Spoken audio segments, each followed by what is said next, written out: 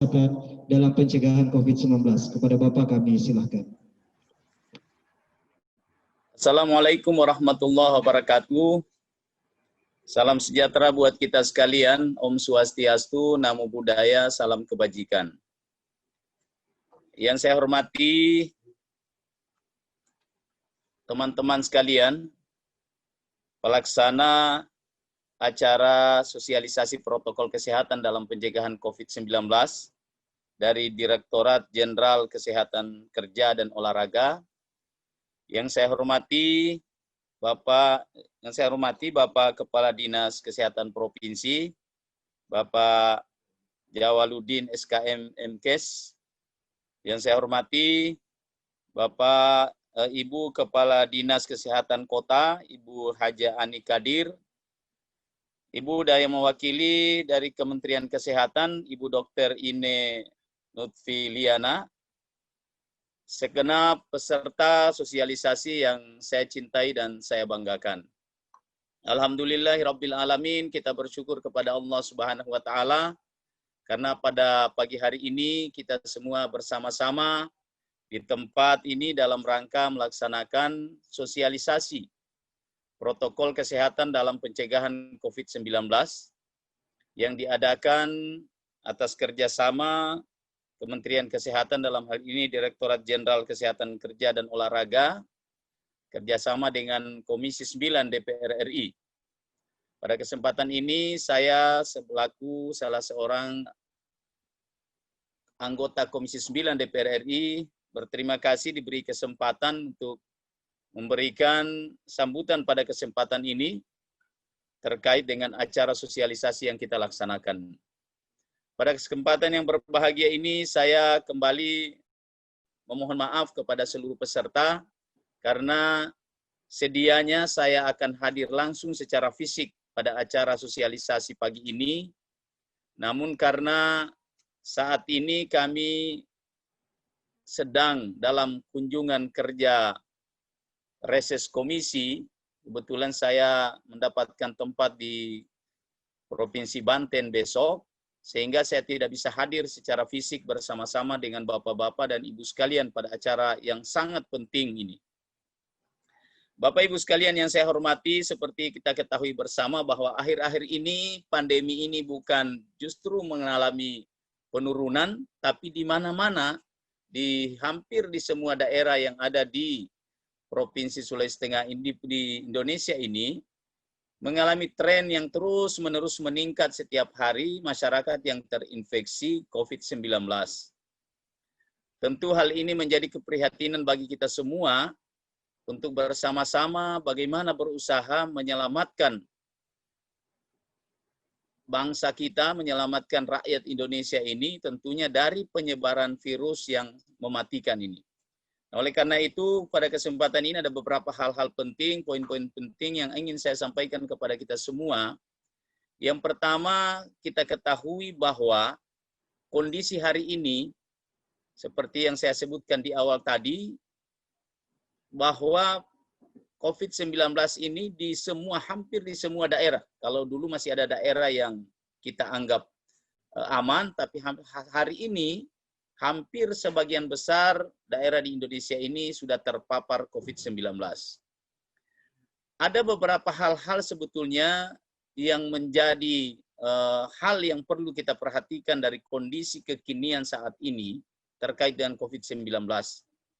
Ada 3 kelompok masyarakat yang kita lihat di lapangan. Yang pertama, ada kelompok masyarakat atau klaster masyarakat yang kita sebut dengan orang yang terinfeksi dengan status OTG, orang tanpa gejala. Ini juga pun terbagi 2. Orang tanpa gejala ini ada yang tahu dirinya bahwa dia terinfeksi tapi tidak ada gejala, sehingga dia masih bebas berkeliaran kemana-mana. Kemudian ada orang yang sama sekali tidak menyadari dirinya bahwa dia telah terinfeksi. Dan dia juga tidak punya gejala sehingga dia bisa bersama-sama. Bahkan ada lagi yang satu klaster yang sangat menakutkan, yaitu orang yang tahu dirinya terpapar, tetapi dia tidak jujur untuk menyampaikan karena diakibatkan pertama takut diisolasi, takut di karantina dan sebagainya. Nah, kondisi semacam ini tentu inilah yang memperparah kondisi sekarang. Kemudian yang kedua, kita ketahui bahwa kita sekarang ini dari beberapa bulan yang lalu pemerintah telah menyampaikan kepada kita sekalian tentang yang kita sebut dengan new normal life atau kehidupan baru, ya, kehidupan normal kita yang baru, yaitu bahwa kita diajak untuk terus memakai masker, kita diajak untuk terus mencuci tangan, kita diajar untuk terus physical distancing. Tapi kondisi ini, kehidupan yang baru ini, jujur saja, ini adalah sangat bertentangan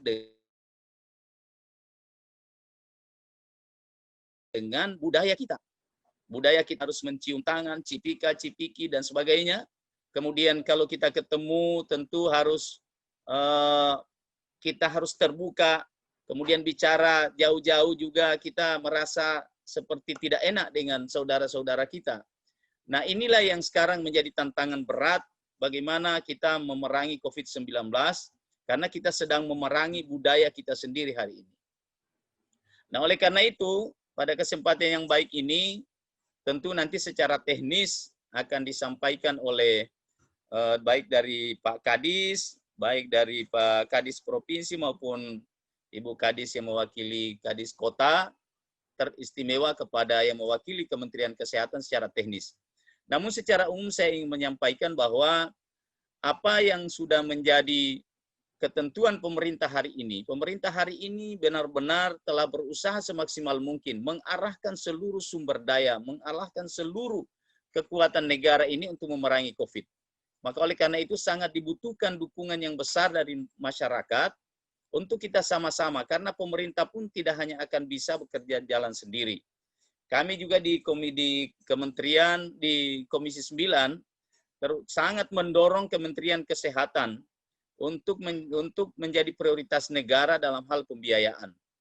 Kita mengetahui persis bahwa pemerintah sedang mengusahakan agar secepatnya vaksin COVID-19 ini segera ada, sehingga bisa kita melakukan vaksinasi kepada seluruh masyarakat Indonesia. Kemarin kami sudah melakukan perjalanan mengunjungi Bio Farma, kemudian Sanbe juga kami Sanbe Farma, untuk mengecek sejauh mana kesiapan BUMN, khususnya Bio Farma ini dalam mempersiapkan vaksin COVID-19. Ya, kita berdoa bersama-sama semoga semua ini lancar berjalan sehingga diperkirakan pada bulan Januari yang akan datang tentu kita sudah bisa mengadakan obatnya sehingga bisa dilakukan vaksin kepada seluruh masyarakat Indonesia. Kami juga kemarin sempat mempertanyakan karena adanya rumor di tengah-tengah masyarakat soal vaksin ini yang menyatakan bahwa ini vaksin tidak halal dan sebagainya. Dari Bio Farma sudah memberikan jaminan bahwa vaksin ini halal. Nah, oleh karena itu, Bapak-bapak dan Ibu sekalian yang saya cintai, sekali lagi kita berharap kita sama-sama berjalan untuk memerangi COVID ini. Pemerintah tentu akan berusaha sesuai dengan kewenangan yang dimilikinya. Tentu masyarakat kita berharap untuk menepati apa yang telah ditetapkan oleh pemerintah, utamanya mari kita membudayakan untuk selalu memakai masker. Tidak usah kita menunggu nanti dapat denda baru kita pakai masker, karena diri kita bisa saja kuat untuk melawan, tapi keluarga kita, kemudian sahabat kita yang lain mungkin sangat rentan terhadap penyakit ini, sehingga kita butuh menggunakan masker. Yang kedua, tentu physical distancing masih terus kita lakukan, hindari kerumunan. Kita sekarang ini di Sulawesi Tengah khususnya sedang melaksanakan pilkada baik gubernur maupun pemilihan wali kota, bupati di 7 kabupaten. Nah, tentu kita berharap dengan peraturan yang sudah ditetapkan oleh KPU, maka kita pun juga semua harus bisa mematuhi itu. Ketentuan untuk bisa melakukan pertemuan yang terbatas, kemudian dengan protokol kesehatan, ini menjadi kewajiban yang harus kita sama-sama awasi bersama. Jangan karena hasrat kekuasaan kita yang besar, kemudian kita tidak mau mematuhi protokol kesehatan ini, sehingga COVID ini akan semakin merajalela di mana-mana. Ini yang kita harapkan tentu kepada semua masyarakat. Kami juga dari Komisi 9 tentu memberikan dukungan yang sebesar-besarnya kepada Kementerian Kesehatan, seperti yang baru-baru ini kita dengar tentang tingginya biaya untuk melakukan swab test. Kita kemarin coba mendorong Kementerian Kesehatan untuk mengeluarkan sebuah ketentuan, sebuah peraturan, sehingga ada standar yang bisa digunakan kepada semua daerah agar swab test ini bisa diturunkan harganya. Nah, kemarin kita juga berharap bahwa terus dilakukan pengkajian sehingga biaya swab test ini semakin lebih murah, sehingga memudahkan masyarakat kita yang akan menggunakan itu. Bahkan kami juga menyuarakan agar bagi masyarakat yang tidak mampu, sebaiknya swab test ini bisa dibantu oleh pemerintah, baik pemerintah kabupaten, kota, pemerintah provinsi, maupun Kementerian Kesehatan tentu melalui BPJS. Kira-kira ini beberapa hal, termasuk kebiasaan kita mencuci tangan. Kalau kita di Islam, beragama Islam, tentu ini hal yang sudah menjadi kebiasaan kita. Jaga wudhu kalau orang Islam, ya ini salah satu anjuran Rasulullah tentunya, senantiasa menjaga wudhu kita. Kalau orang yang senantiasa menjaga wudhu, insya Allah mudah-mudahan akan selalu dalam keadaan bersih, sehingga kemungkinan untuk terpapar COVID ini menjadi kecil kemungkinannya. Saya juga berharap kepada kita semua untuk senantiasa waspada. Jangan pandang remeh, tapi juga jangan terlalu stres menghadapi COVID-19 ini. Senantiasa berolahraga. Usahakan setiap pagi, habis sholat subuh kita bangun pagi-pagi, jalan kaki di sekitar rumah kita, di mana saja yang bisa kita lakukan jalan, tentu itu akan sangat memberikan dampak bagi imun kita. Jadi kebiasaan-kebiasaan ini untuk seperti misalnya pagi-pagi jalan kaki, kemudian mengkonsumsi makanan, tentunya tidak berarti makanan yang bergizi itu harus mahal.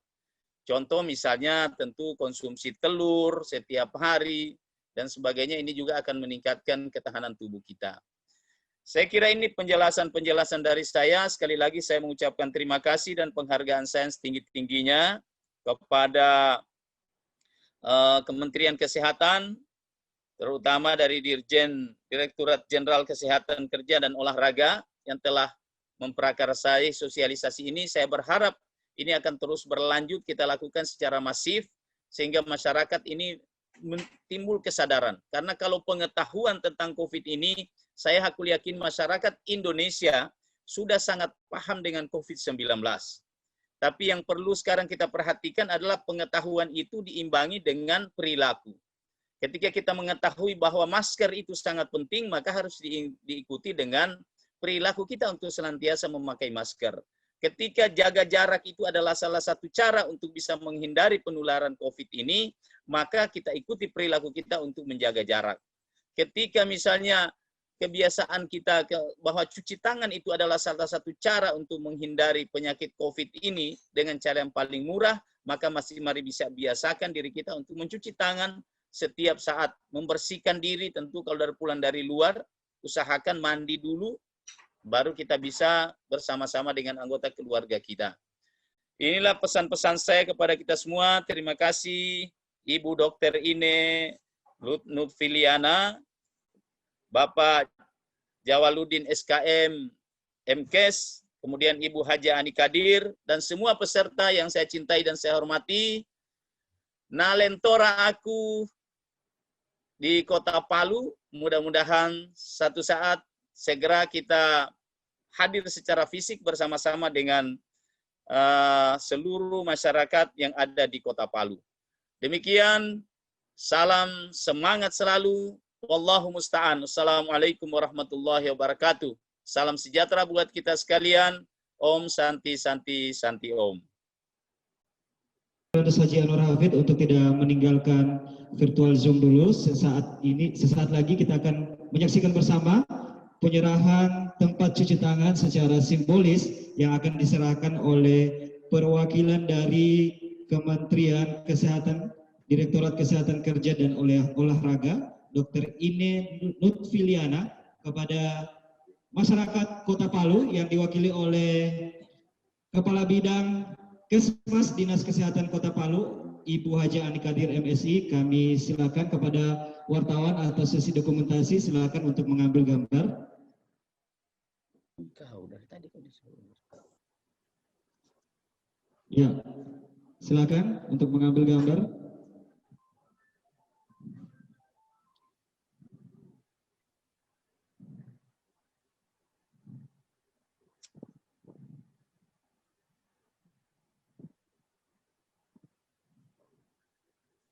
Oke. Dan selanjutnya, terima kasih Bapak Dr. Andes Haji Anwar Hafid sudah menyaksikan penyerahan tempat cuci tangan secara langsung yang diserahkan oleh Dr. Ine Nutfiliana kepada Ibu Haja Anikadir MSI.